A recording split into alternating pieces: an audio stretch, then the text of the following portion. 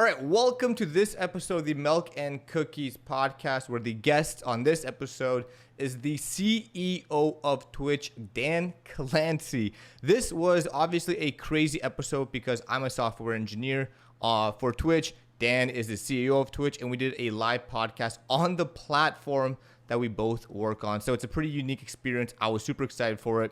In this episode, we go into Dan's entire background from working at NASA, Google, a startup, and how he had a master's in AI before the AI boom. So that was really cool. Hope you guys enjoy this episode. Make sure you comment, like, and subscribe. Let me know what you think of it, who you want to see me interview.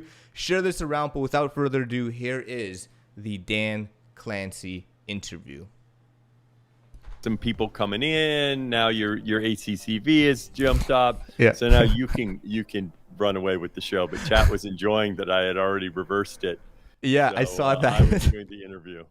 Yeah, big shout out Theo for that. I saw that got chat open. We got a hype train going. Yeah, we do. We got a hype train going. Thank you everyone for those bits. Can you put Dan's volume up a bit? Yeah, of course. That's no problem. There you go. Yeah, so look at that. Look at the giant new bits. That level 2. We're firing it off right here. We're firing off. There we go. Yeah, so I actually love the fact that you asked me a question, because this is like a podcast, right? So as much as I love to ask you questions, find out about yourself, like, please, like, ask anything you want, interrupt me. Like, this is just You don't have to invite me to interrupt you. You know I do that naturally. Perfect. So be careful what you ask for. Perfect. But as we started with kind of my background in programming, can you please tell us about your background in the world of computer science and AI? Because I think it's kind of funny that, I just told you the story of how I got, my master's in artificial intelligence. Can you kind of share and shed the light of how you got yours and how you developed your background in technology?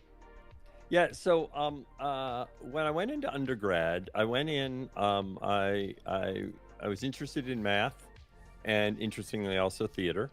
And I was thinking of majoring in both. I went to Duke undergrad, and my freshman year I took a computer science class, and this was 1980. Let's see, I graduated high school in 81, so this is 1981. And interestingly, it was I programmed. People don't even know this existed, using cards. Cards.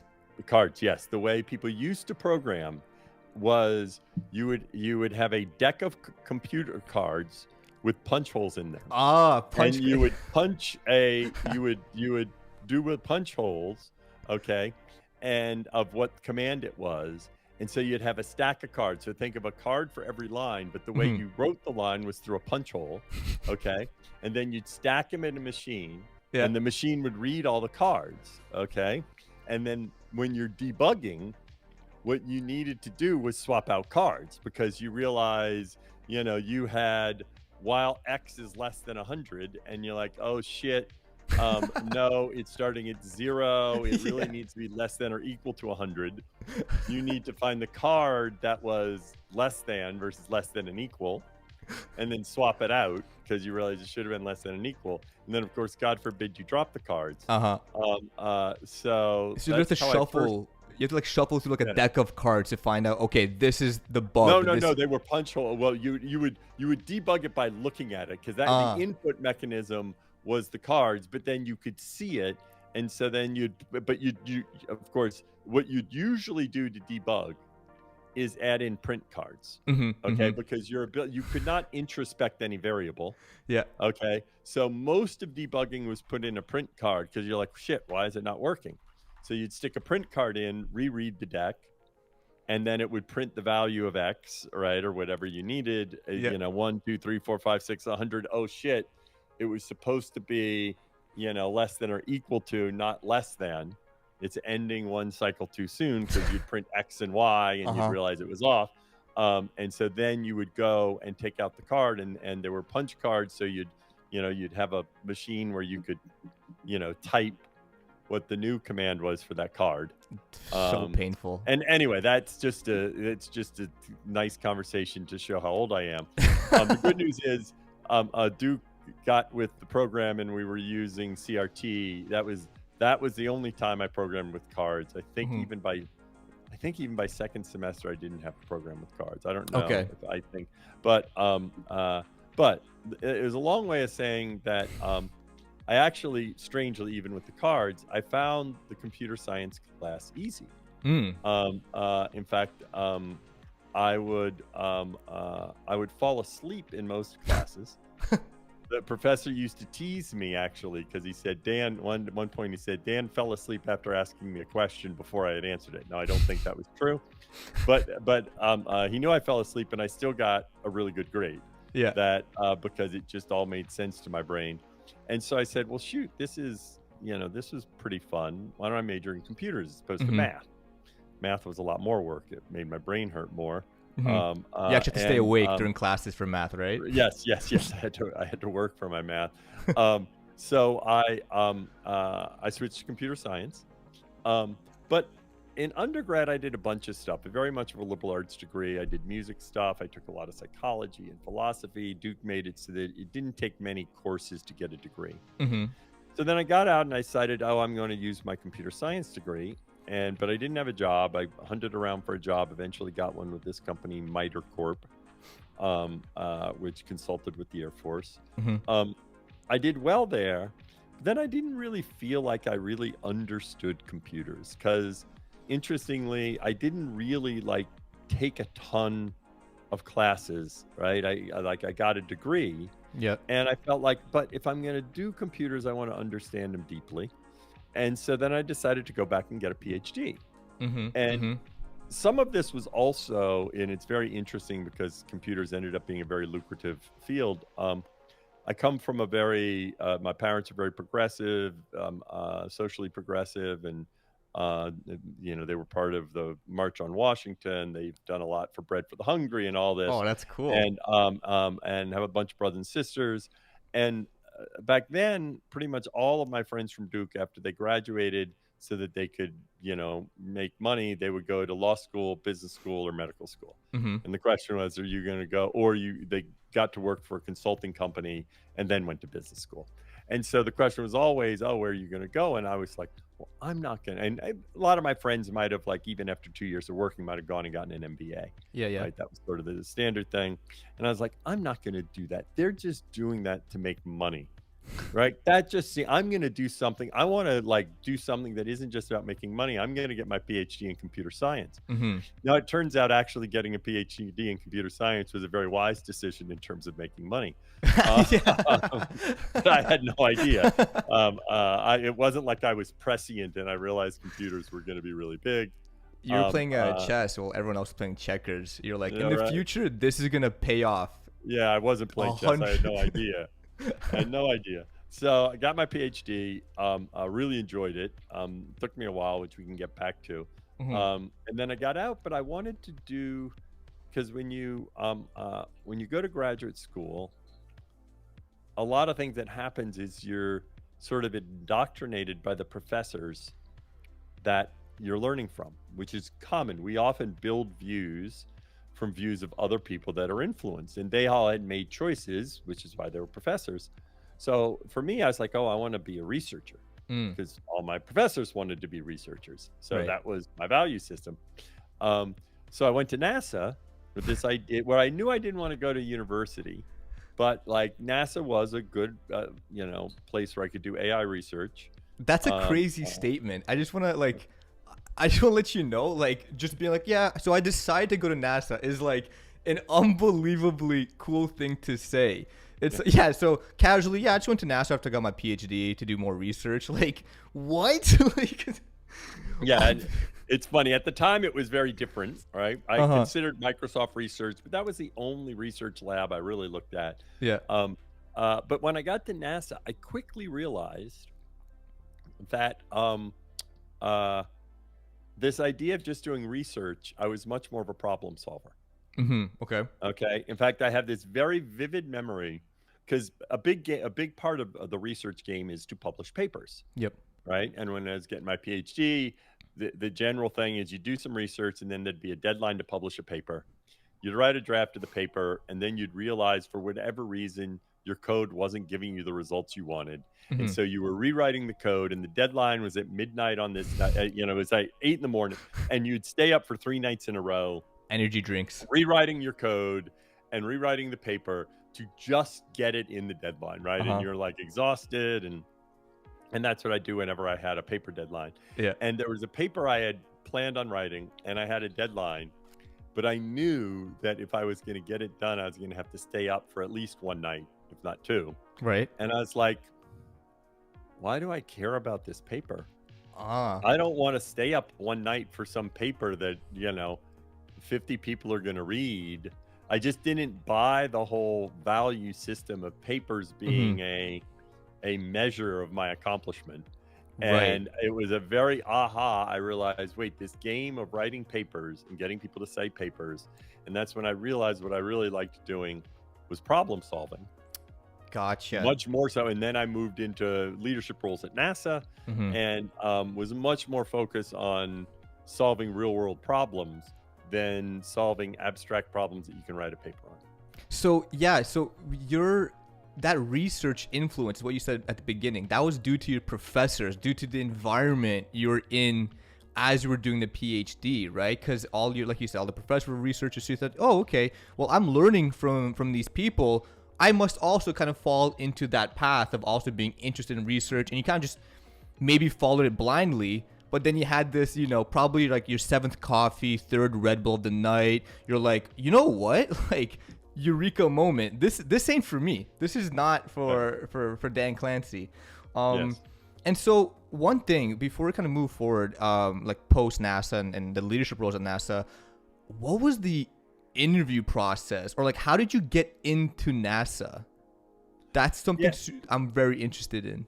It's interesting in that so it's really, people hear NASA and they go, NASA, oh wow, NASA. The reality is, as you talked in the research, there were a handful of these kind of research places that would be doing research from some type of motivation, real world problems. NASA was one of them. Interesting, Microsoft Research at the time was one. Bell Labs was just it was still around. This is an old, some that people often talk about Bell Labs.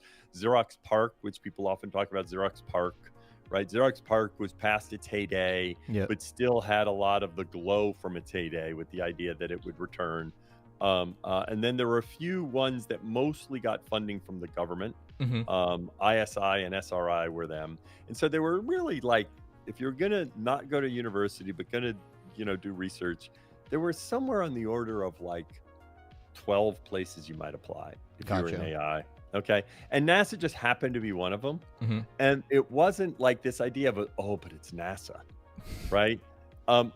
It wasn't like a huge part of it for me. Interestingly though, for whatever reason, I really wanted to go to NASA because I felt like their problems were interesting. Right. And so when I was interviewing, I already had like 3 or 4 offers from some of the other places. And NASA, I knew in terms of getting interviews, it's not that strange because what happens in the research world is you have a professor, they know certain people, right? In the field I was in, the person who was running a research group at NASA was in the same field. So I had met him at conferences. I see. And my professor knew him. So the fact that they would look at me, it wasn't like a cold call of my resume. Yeah. Right. Yeah. It was like I had already met him and other people at NASA because in my field, so like at conferences and whatnot. So, and then you'd go and you'd interview and then you'd talk about your research and all that. But for me, NASA was the one that was holding out on giving me a job offer. They were holding out? They were holding out because I had gotten offers from ones that arguably were like better than NASA, right? Or at least on peer with it. But he was like, I don't know.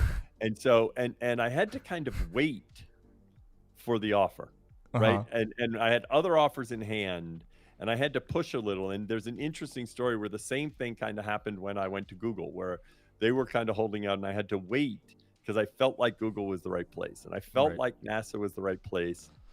But and same thing happened when I was going to Google. And there's something about that, sometimes if you feel like something's the right place, sometimes you got to be patient right? Yeah. To try and I was patient, and then eventually, they gave me an offer, and went there and did very well there.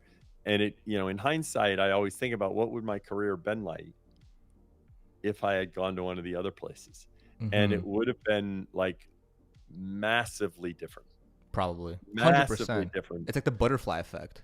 Yes, it would have been massively different, and I think, yeah, you don't know, but I think less successful. And so there are like 4 or 5 decisions in my life that I made that I look back and say, shit, if I had made that other decision, Who knows? what would my life have been like?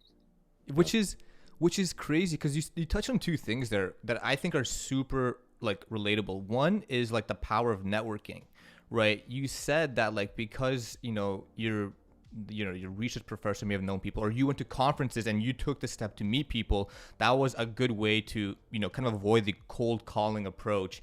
And I think that advice is like very golden even today. Like the power of going to conferences, meeting people, saying hi, introducing yourself, and like collaborating with people trying to solve the same problem. Like the benefit could be outstanding. And the part that I find a little bit more interesting, to be honest, is like that gut instinct you had, right? Like you had a bunch of offers. You had, just finished the PhD. You were like, okay, cool. Now I'm going to go conquer the next chapter of my life, which is like, do research at a pretty established company in AI, especially back then. That was like, a very niche field, if I can safely say. And like even talking to you right now, you still don't really know what it was, that the attraction or that gut instinct, but you followed it. And so like, because you've talked about working NASA. Melky, let me say one thing in terms of responding to chat. The interesting thing is NASA as a brand. It's amazing the visceral response that people have to NASA as a brand, right? And it wasn't like harder to get a job at NASA than SRI. SRI was Stanford Research Institute, right? ISI was Information Sciences Institute. It wasn't harder to get an opportunity at NASA than either of them. Okay, they were basically peers and on par. Yeah. If I had gone to ISI or SRI, people would go, "Oh my God, they worked at SRI," because they've never heard of SRI. NASA just happens to have this milieu, this something about it, right, in everyone's mindset that, believe me, it like certainly it's probably the case that for certain rocket scientists and space scientists, it is well deserved, because like if you're a rocket scientist, it's very few. But I actually think I get way too much credit for having worked at NASA. Interesting. Than I should. That it is not as sexy as everyone thinks. People think, oh, he's flexing, he worked at NASA.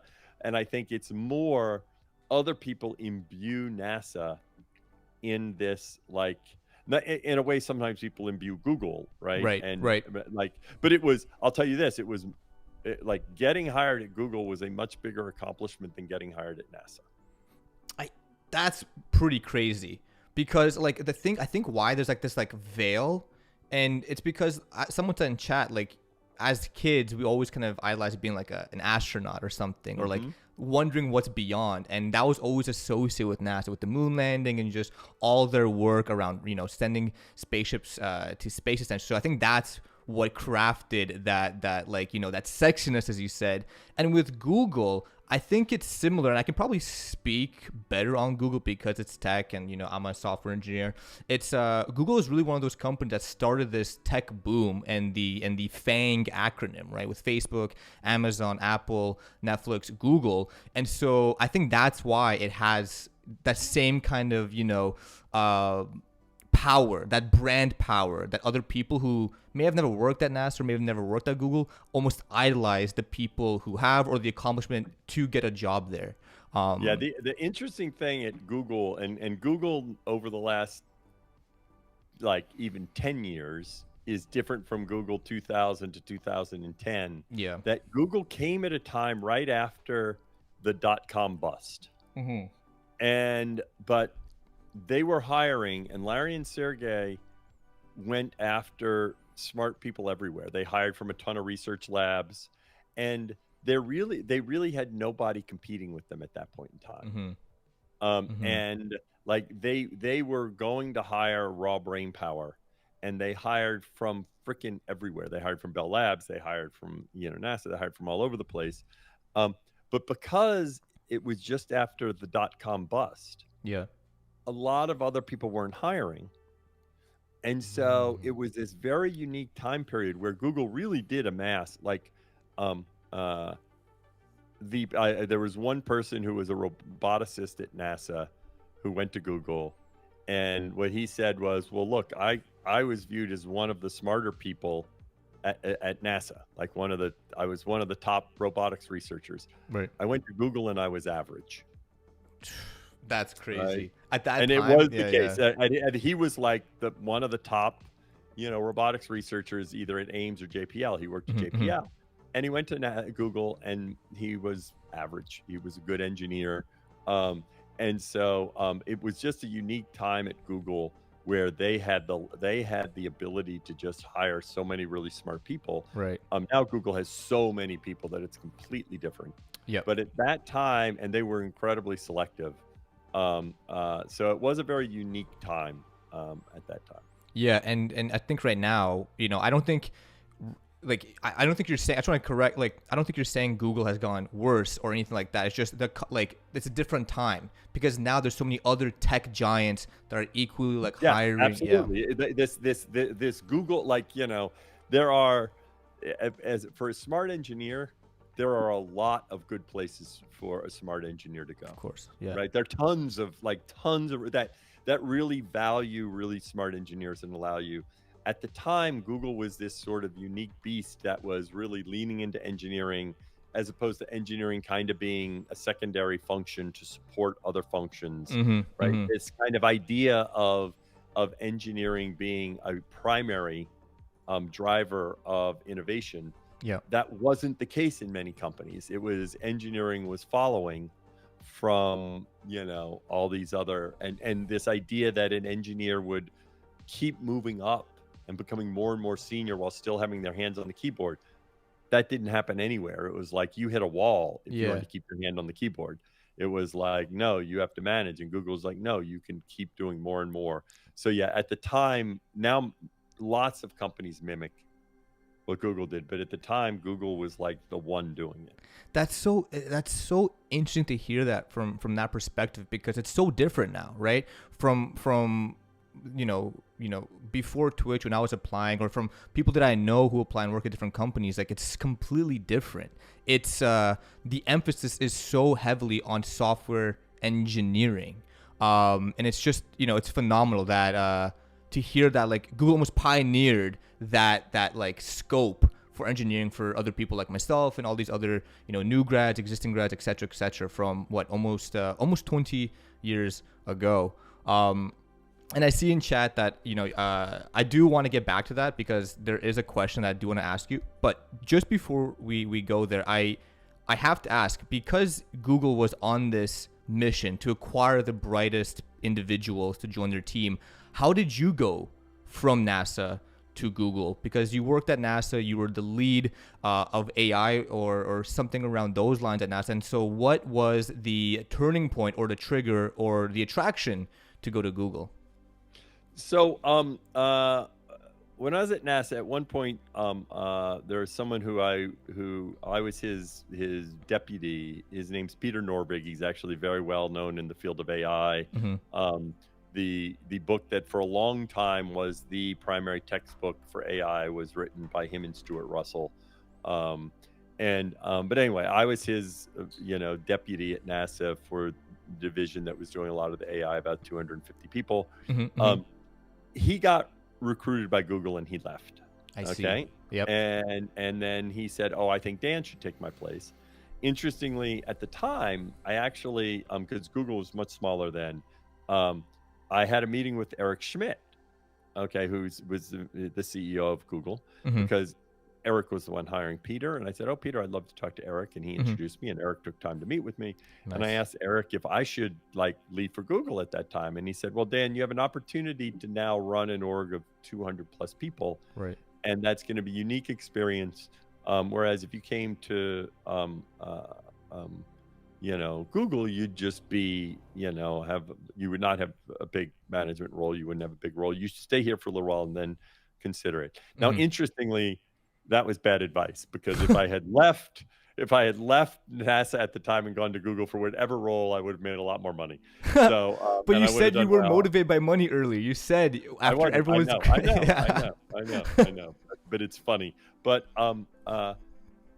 there are a lot. Google was sort of a natural option. First of all, NASA, Ames, and Google are literally just over. There's a canal separating NASA and Google Ames. So in fact, we're literally neighbors. In fact, Google now actually has a building on the property that NASA owns. Oh. So and in fact, Google was doing a lot of partnership with NASA at the time. In fact, one interesting story was I then subsequently was running the directorate that did all their computer science research. So I was like reporting to the center director. And at one point we had this Eric and Larry and Sergey were coming to tour NASA. And I was one of the executives to show them all our facilities and all the AI stuff we were doing. Yeah. And I actually had met with Larry 3 weeks earlier in the interview process for Google. And then Larry and Sergey were touring now I don't know if they had given me an offer yet. I think they had given me an offer, and they were touring NASA while I was getting ready to accept an offer to go work at Google. And then when I was at Google, then I was on the other side, because Google was talking to NASA about land they wanted to use and about research funding they were going to do. And so it was always very funny, but it was that sort is hilarious. What I realized was I loved NASA, but I'm not a rocket scientist. I could have stayed at NASA and probably been the center director for Ames if I had wanted to do that. Yeah. But I said, my career, I wasn't someone who grew up dreaming of my career being on NASA, right? I had a PhD in computer science and AI. I really enjoyed NASA. The reality, though, was if I wanted to push the limits in terms of what I was doing technically, I got into a point where NASA actually wasn't the right place to do it. I had realized that I could spin a story about like programs you should fund that NASA should give money to. Right. And sometimes I realized, am I really just spinning a story? Because all the people I was spinning a story with were more rocket scientists. So they weren't experts in computer science. And sometimes I realized, I think I might just be spinning a story. I might just be good at selling these stories, and there's just nobody here to call bullshit on me, because they're all very smart, but their background was all, they're not necessarily rocket science, but aeronautical engineering, right, and all that. And they were incredibly smart in that realm, but in computer science and AI. And I said, I don't want my career just to be NASA.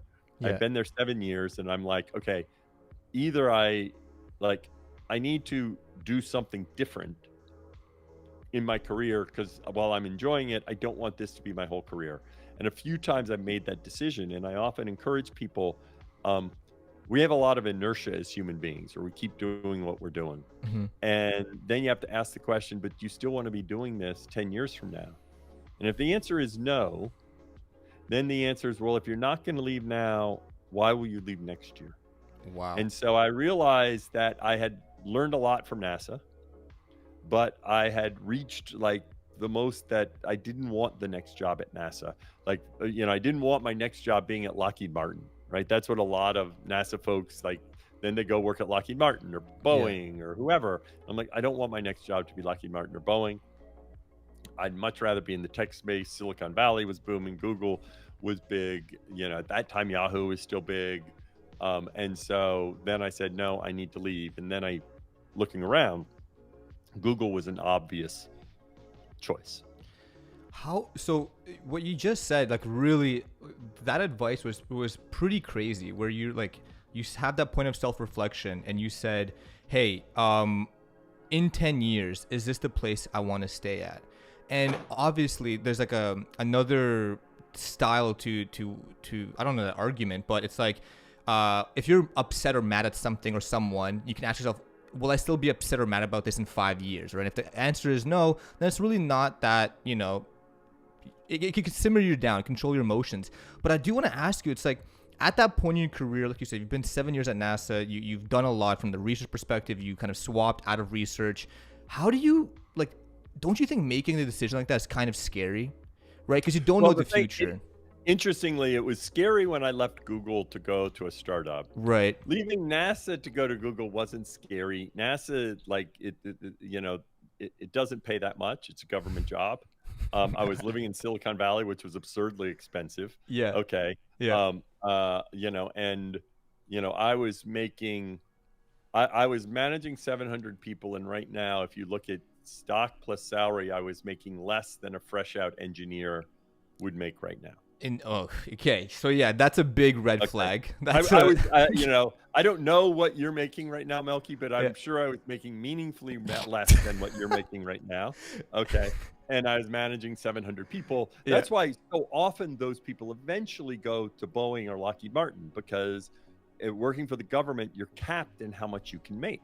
There's just this, and so I fundamentally could not raise my family, and it would have been very hard to raise my family in Silicon Valley on the NASA salary. I either would have had to go to Boeing, or I would have had to move to like Johnson Space Center to live in Houston, where it's at that time it'd be cheaper to live, or one of the other space centers, and I didn't want to do that. Right. So it's kind of like, if I want to stay in this area, I can't stay at NASA. Like I couldn't raise the kids. My wife didn't work at the time. And so it was easy. I made, like, it wasn't that scary to leave because compensation at Google was much better than compensation at NASA. Gotcha. When I left Google, that was very different because compensation at Google is very good. Yep. And so I think it's scary whenever you have to make a jump where you are worried about, how you're going to fund your life. Yeah. So that makes absolute sense, right? Especially with the fact that you had already started the family. You're living in a very high, at the time, a super expensive environment. So it makes sense. It just makes sense not only for... Right, I was renting. I had no chance of buying a house. We weren't saving money. We were, I had 2 kids. Yeah. The idea of buying a house was a complete and total fantasy. Yeah, it was probably out of the world. And so that's why it makes sense to go from NASA to Google. And so I think then, kind of going back to my question, but like having like a decision where you're scared, how you were at Google for almost, again, correct me if I'm wrong, but almost 10 years, I believe. And then you joined a startup. So you went from, you know how we started this convo with like these 2 big veil companies with this like aura, this like prestige, NASA, the king of space, and then Google, the pioneer of software in Silicon Valley, to a startup. And you spent 7 years or so at NASA, then 10 years or so at Google. So you put in the work, you put in the grind, and you went up in both these companies.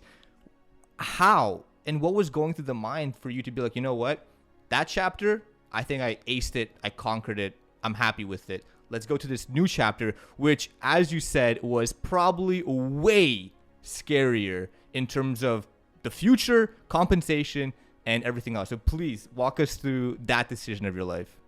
Yeah, that one was a trickier one. I had been at YouTube running product and engineering, and then I decided to move on to YouTube from YouTube because just very organizational issues that it was like, it wasn't the right space for me at the time. I went over to research at Google and was running a bunch of research teams for about 2 years. But for the last year, I sort of made this decision. I came back to this question again. Do I want my whole career to be Google? Right. And the phrase I said at the time was, I've been blessed to live in Rome during the Renaissance. Okay. And I got to work on the Sistine Chapel, but all sorts of cool shit happened during the Renaissance besides the Sistine Chapel. Okay. And do I want that to define my career? Because I was kind of in between what I'll call big things. I was running a research group, but I knew long term I wouldn't keep running a research team. Right. So I had a choice. Do I switch to something else at Google, which would be a new thing, that like a new responsibility that I would dig into, or do I leave and go do something else? And I was like, I don't want my career like just to be at Google. Google at the time had gotten a lot more bureaucratic. Okay. I think one of the mistakes that Google made was they had this approach of trying to keep all their people at Google. So they were very aggressive in their compensation, especially with their top performers. And in fact, if ever you got a job, they would then pay you even more to keep you there, right? And this is one thing that inflated a lot of salaries in terms of Silicon Valley, because Google had this mindset of, we don't want anyone to leave. Oh, I see. So it's like a counter offer almost, right? For you, yes, it was known that if you go get an offer, Google will give you a silly amount of money to stay, because they don't want any of their good people to leave. Right. And the end result is, since they were generous in compensation, and if you believe in the Peter principle, which I do, which is that everyone gets kind of promoted one level above their optimal spot often, because basically you keep getting promoted. You're doing really well here. Yeah. So you get promoted. And then it's like, they're okay there. They're not great. They're okay. Okay. And since the compensation was really good, nobody would leave, because it was like, oh, well, I don't want to leave. I'm not going to make the same amount of money if I leave. Right. Okay. And on top of that, that created you to be very insular, because sometimes you want to stay right where you're at, because in part, one of the reasons you had influence was your connections in the organizational structure. Right. So if you're working for a powerful person, then they gave you space, and you wouldn't want to go somewhere else because maybe you wouldn't do as well. Okay. Yep. Since you're compensated so well, it's like, I'm now going to make a lot less money. And so people just stayed in these roles. And I was not one to say, I moved around at Google. I was on book search, I was on search, I was on YouTube, I was in research. I always find it interesting to move around, but I found it very bureaucratic, because there were all these power centers where people just would stay. And and I didn't enjoy that, because I felt like it was hard to get work. People would say, no, this is my area. And I said, and I kind of reflected, and I said, I don't think they compensated you well, but I was like, well, I don't want this to be my career. And I felt like, look, I can do a lot more. I can do a lot of stuff. I feel like I will do well if I leave. I don't have to stay. I didn't put myself in that category that like I had gotten to the point I should. So I made the decision, I want to try something different. Right. Now it took almost a year till I found something that I was excited about and willing to leave for, because lots of opportunities, but I didn't want to leave until I was excited about something. Yeah. But I had made the decision, and it's interesting because like there were earlier times when I had gotten offers that in the end were great offers. Like I both talked to Jack Dorsey at Twitter early on. Nice. And they had like 20 people or something like that. And, you know, I like at the time it was to come in and run engineering. Oh, no, it wasn't at Twitter. Sorry. It was at, whatchamacallit, Block Now, or then Square. It was at Square. Okay. Yep. It was when he was starting Square. I really liked talking to Jack, and I thought Square was really interesting. And also at for Ben Silverman at Pinterest. But neither one was this was while I was at YouTube, was I emotionally ready to take the jump and leave Google. It just like, because it was scary at the time, and like I was enjoying. So I needed to get to that point where I was ready to take the jump. I mean, in hindsight, again, going to this point, we always make these decisions. I've been very blessed in my career, but you know, if I had jumped and left for Square or Pinterest, right? That was the optimal time to leave for those places, right? Just like it would have been good to leave for Google earlier. Yeah.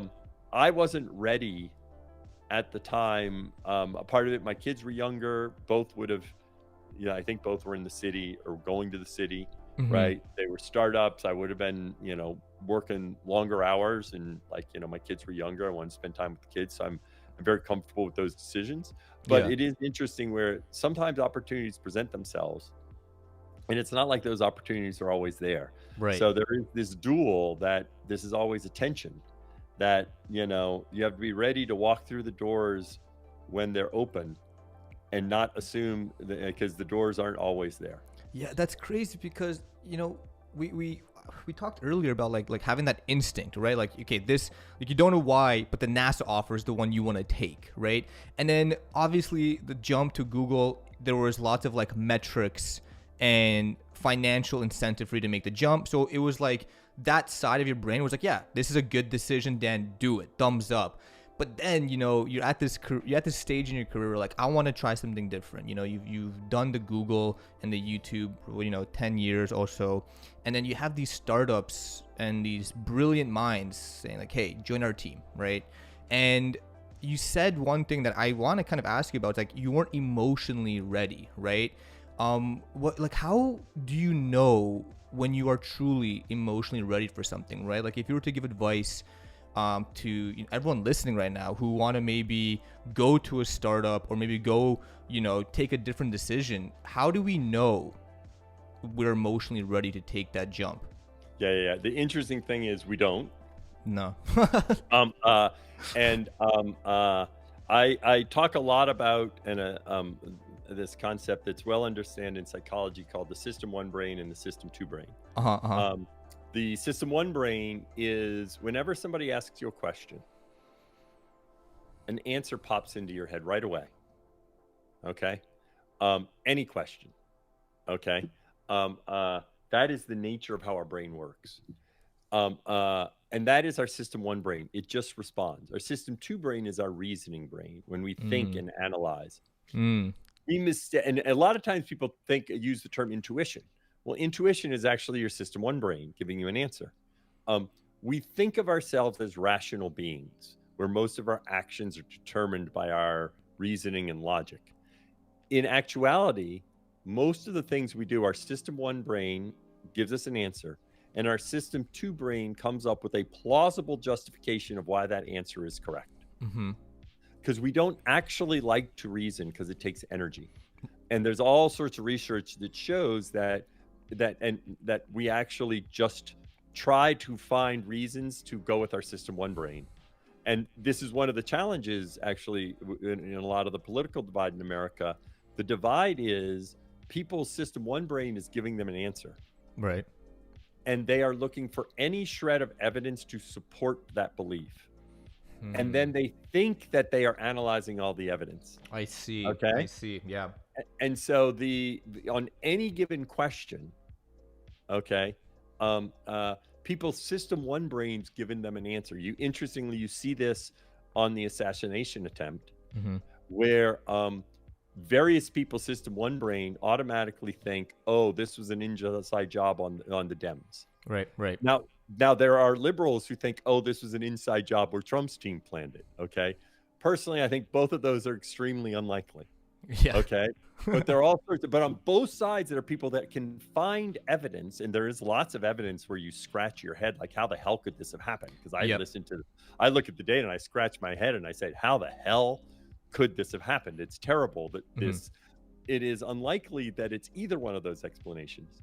But if your System 1 brain wants to believe, you can find evidence to support what your System 1 brain, because especially, this is a perfect example, because there's all sorts of stuff where it's like, how the hell did this happen? It's easy to find evidence to support what your System 1 brain tells you. Yeah, it's almost like how humans react.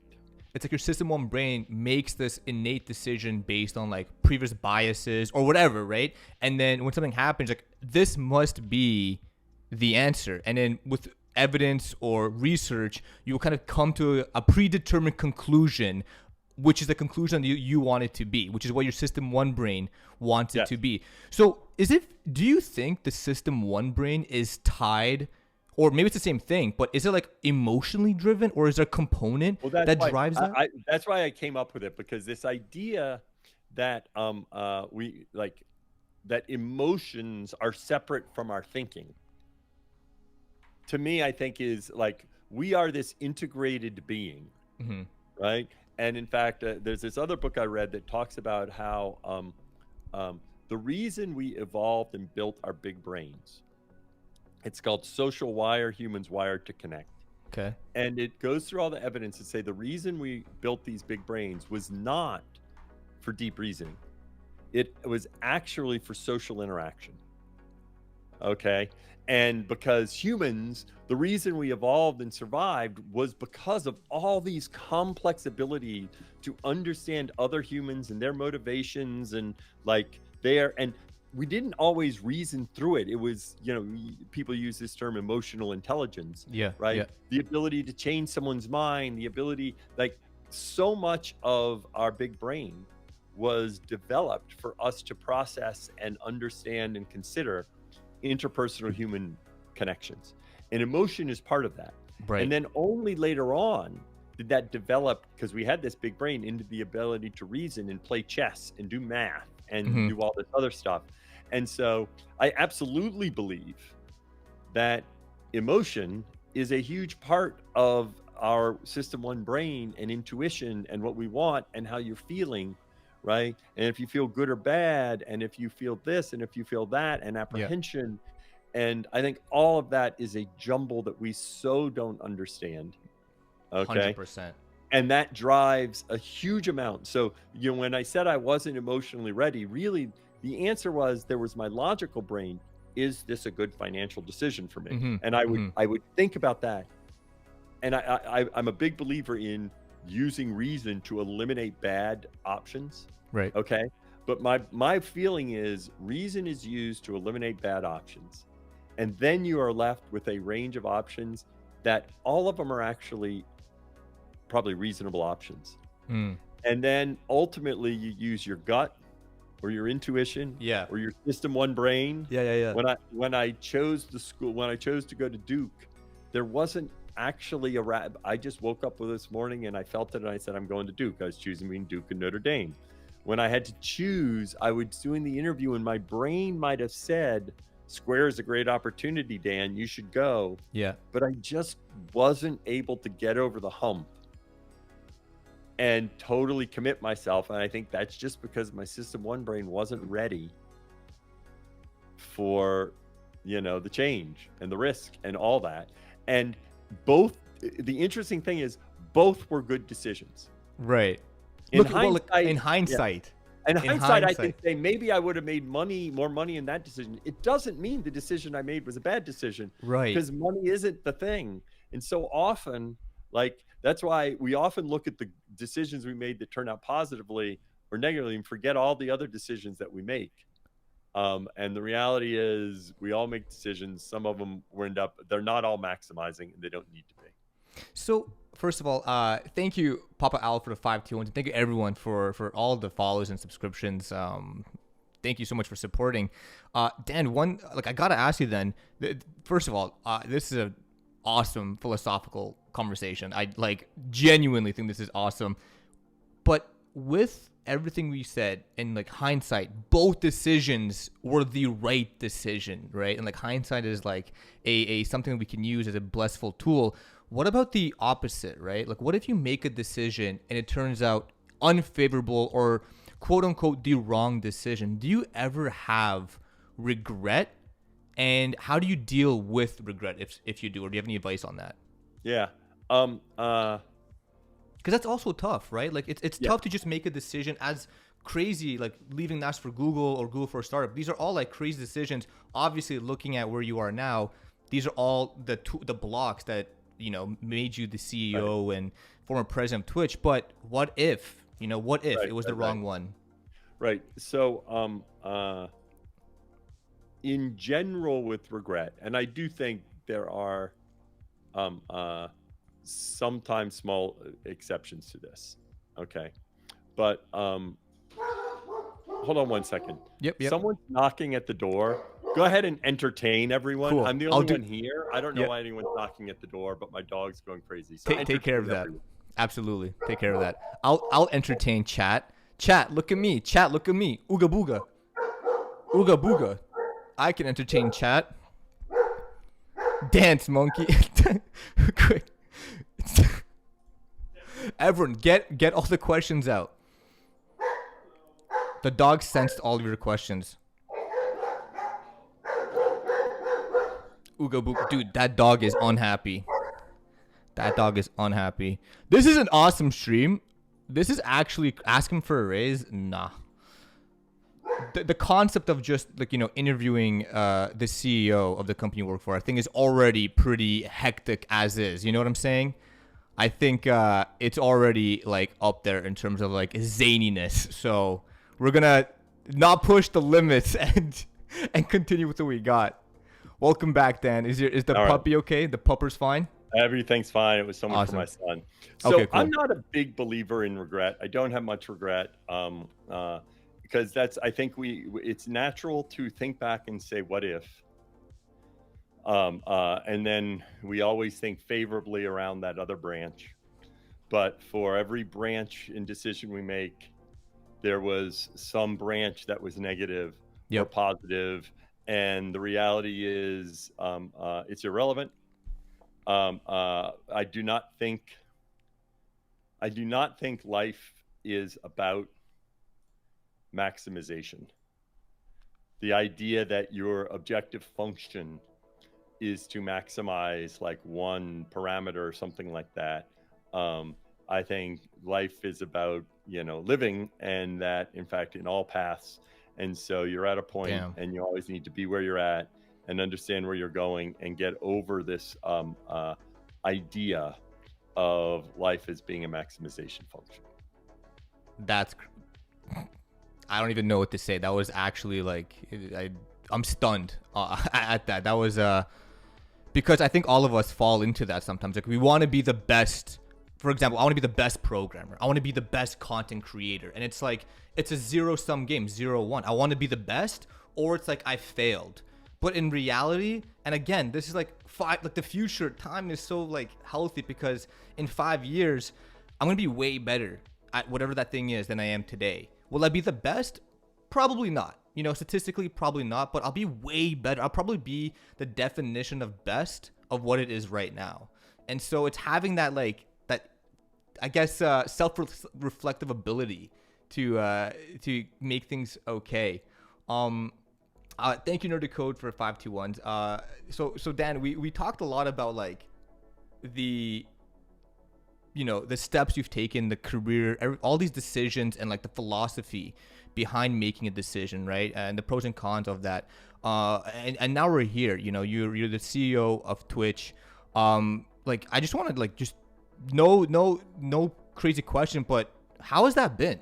You know, how has it been from all like the experience you've got from the startup, from Google, from NASA, to now, you know, leading Twitch, a massive company community? How has that been going for you? Yeah, so I've really enjoyed it. I've said it many times, and I didn't realize when I came to Twitch, I didn't realize what a good fit it was for kind of my personality, my skills, and everything else. I often said that like somehow it marries these two, you know, kind of aptitudes I have. If you go back in terms of my theater degree and my creative, that, you know, I often talk about how we put people in boxes, and we often like to put people, oh, you're a tech guy. And the reality is there's all sorts of creative stuff I've done. I actually think being a tech guy, you need to be creative, but you know, having done theater and having done music and all sorts of things, and but that wasn't part of my career, right? And Twitch now kind of brings those two pieces together. If I had gone into, you know, the arts in some way, I don't think I would have ended up being a performer. I would have ended up being a producer, a director, somebody who enabled the performers. Okay. And I know I've always thought like I like that creative energy. Similarly, I envied my professors in that as they were older, they got to engage with young people with a lot of energy to do research. And so in some ways I have these two opportunities: one, to engage with a lot of young people that have a lot of energy and dreams, and two, to engage with creatives. And there's a different world where I think if I was, you know, 22 now, maybe as opposed to being a tech executive, I would have been a creator. And Twitch gives me this ability to engage with them on a platform that makes a difference to them. And so it kind of marries these two sides of who I am, one as a tech business leader, the other as a creative person. And so it's been great and really fun. How, so you've been the CEO for like almost over a year, I think March 2023. Yeah.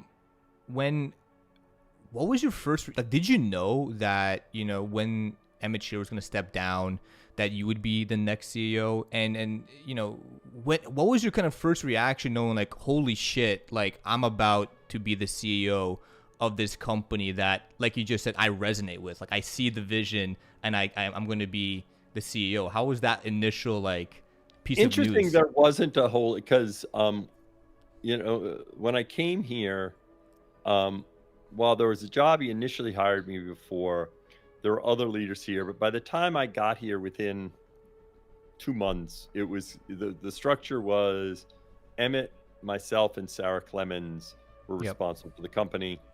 Sarah had half the company, I had half the company, and then Emmett managed 2 of us. Me doing product and engineering. When Sarah moved on, I took over a big part of her role. So I was already managing like 80% of the company. I didn't manage the G&A functions, but in some ways they depended upon more than the other functions. So it wasn't like if Emmett was going to leave, it was sort of, I was an obvious candidate. Right? So the real decision was Emmett, deciding to move on, which he told me probably in October that he was thinking about moving on. This is October 2022, like just previously from March 2023. Yeah, like 6 months before he ended up announcing it, right? He had said, "Oh, I think," because he said, "Oh, I'm having a kid." Most people didn't have a kid. I think once the baby comes, I'm going to move on. So,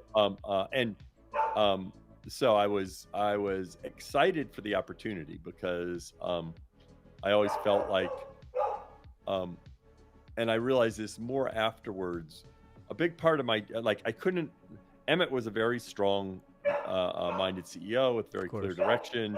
And so a big part of my role there was to really go in part in the direction that Emmett, in key decisions that Emmett's instincts led him. And, I had to push on certain issues, but, and the opportunity to, like, in the end, make the decision myself, I was excited about. For sure. And so, but it wasn't like, oh my gosh, I can't believe they offered this to me, because at the time, you were already doing it. Yeah. It's interesting because even at my level, right? Like one of the key things my manager and leadership tells me is like, if you want to, get to the next level of promotion, you have to essentially be working at that promoted level to demonstrate that's not gonna be like, okay, you've completed, let's say, this level, now prepare to complete the next level. It's like you've already have to show the fact that you're working and delivering at the level, and then the promotion comes way easier and almost seamlessly, which sounds like was exactly what happened to you especially after Sarah left. You were already making a lot of the business decisions, like you said, organizing and leading 80% of the company. So when Emmett decided to make that decision, it was like a seamless transition. It wasn't, here you go, by the way, you're now going to lead Twitch. It's like, nope, I got it.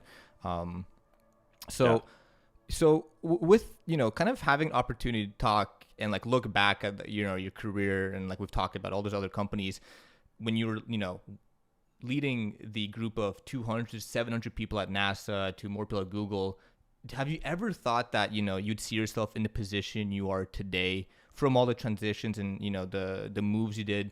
Have you ever seen like, in the future, when you did have that question, what do I want to do 10 years in the future? Was this something you started yourself in? Yeah, not really. And I think part of it, a little bit, but not really. Part of this is my brain actually doesn't work well thinking too far in the future about where I want to be. Right.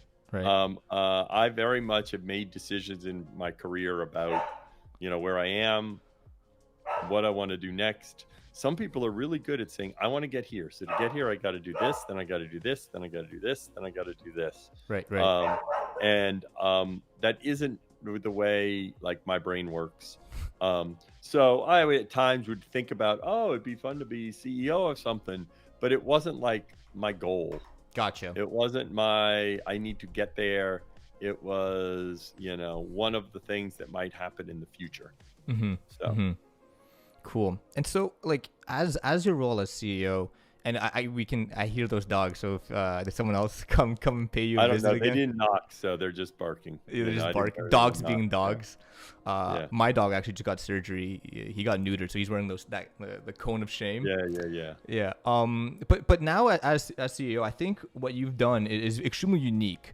Because obviously you are the leader of Twitch from like business, financials, everything under the sun, right? But you know, from seeing the transition, you have really stepped out and like made the interactions, relationships with streamers on Twitch, right? You are doing lots of collaborations with streamers, right? You had like Dan in the Van. You're always at Twitch cons, part of announcements, you know. So how important, and this is kind of the big question I really want to ask you, and I know this is something you're big on, is like the community aspect of Twitch and how you wanted not only be a leader, maybe quote unquote behind the scenes, but be on the front lines as well with the streamers. Being a streamer yourself, DJ Clancy, you do collaboration, you stream, you know, music and all that. Like, how important is that for you as the CEO, but also just as an enjoyer of Twitch? Yeah. So I think it's very important. I think there are a few ways it's important. One, I think I have much better visceral instincts of what's happening, so I can make better decisions. Right. Because I get a lot of information from all the responses, whether it's about a product, whether it's a policy, whether it's about whatever, right? Yep. So I get a lot of visceral information about that. I think it also is very important to build that trust with creators. I've talked about that many times. Yeah. I think for most other platforms, who the CEO is kind of doesn't matter. Literally nobody posting a TikTok cares who the CEO of TikTok is. Right. They don't know who the CEO of TikTok is. They could care less. They don't care. Twitch really is a community. It's foundational to our platform. And our creators do care about who's making the decisions on Twitch and what are the decisions, and their ability to trust that this person can make the right decisions for them and is balancing. Because, you know, one of the tricky things is it doesn't, like, I have to make, there's one thing about whether or not it's a decision that positively impacts you. Mm-hmm. People realize that I have to balance different needs, and so every decision won't positively impact them, but they need to trust that I can make decisions that is weighing these things to figure out what's the best long-term thing for Twitch. Yep. And I think the fact that so many of them know me, they don't question my intent, right, when I have to make a decision, because they realize I am trying to make the best decision. Doesn't mean I always make the right decision, because it's uncertain. Yeah. Right. Yep. But what you want to make sure of is that the what is motivating this person. And I think it's been very helpful for the creators to know who I am and 100%. Yeah. Well, 100%. Like, I always watch your collaboration with like Ms. Kiff and all the team at OTK, and you know, it's just it's crazy to see.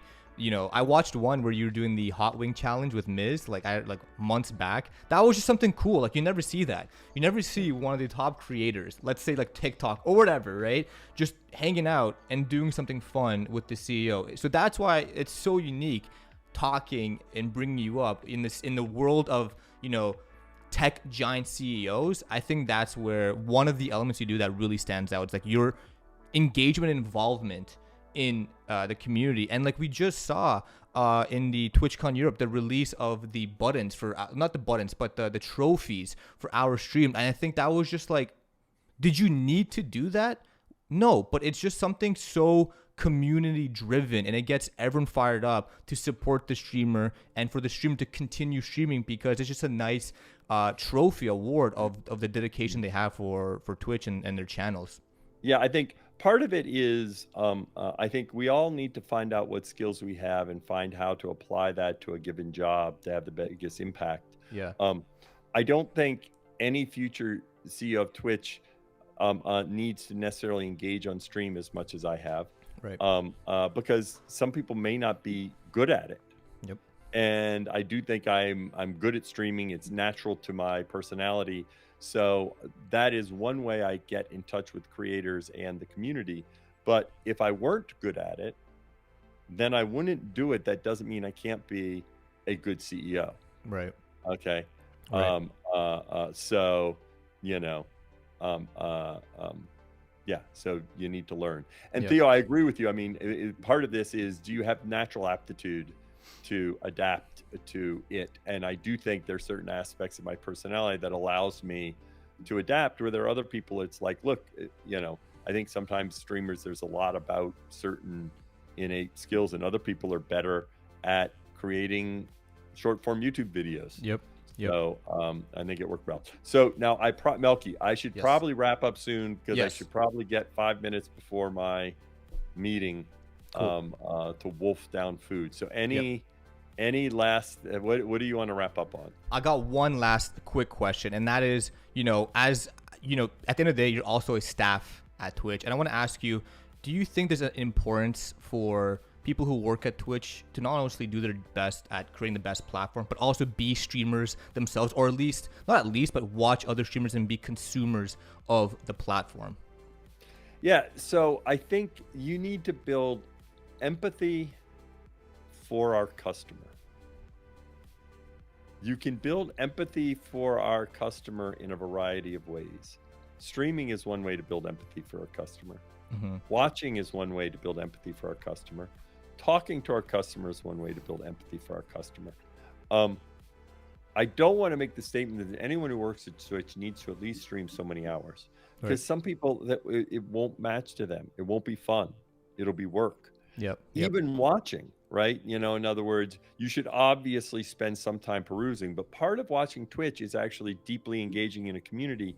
And if you're not interested in what they're doing, if you're not a gamer that likes to watch, like, you can't sit there for 2 hours and watch someone play Valorant if you don't play Valorant. Yep. It's just like, you can do it once, twice, but the magic of Twitch is doing it every day. So you should try to do it, right? And if it doesn't work for you, then you should find other ways to build empathy for the customer. You can go to TwitchCon and talk to a bunch of streamers about their experience. Yep. You can go home and talk to the neighborhood high school kids about why they watch Twitch. When I first came to Twitch, I spent a lot of time asking Twitch users about their experience, because I wasn't a heavy Twitch user. Right. But I could ask questions about, why do you do this? Why don't you do this? What do you watch? Tell me more. So anyone can find people that use Twitch and ask them questions. So my biggest thing is, I think streaming is a great way to learn it, but it needs to work for you, right? I think watching is a great way to learn, but it needs to work for you. The thing you need to do is figure out how to have empathy for our customer. Yep. One thing that I found was streaming myself. But hey, Dan, this was awesome. I know you got to run. We're going to go ahead and raid Twitch, because Twitch is live in the Just Chatting category. So I thought it's fitting raiding in with the CEO. Dan, sincerely, thank you so much for taking the time to join this stream. Everyone, make sure you follow DJ Clancy. I mean, it's a very rare opportunity that you have the CEO talking it down with an engineer. So appreciate it. This will be made into Melkey, thanks for inviting me. I really appreciate it. I'm looking forward to the podcast. Yes, sir. I'll let you know. But yeah, we're going to go raid. Guys, take it easy. I'll see you later into the next episode. Peace. Bye-bye, y'all.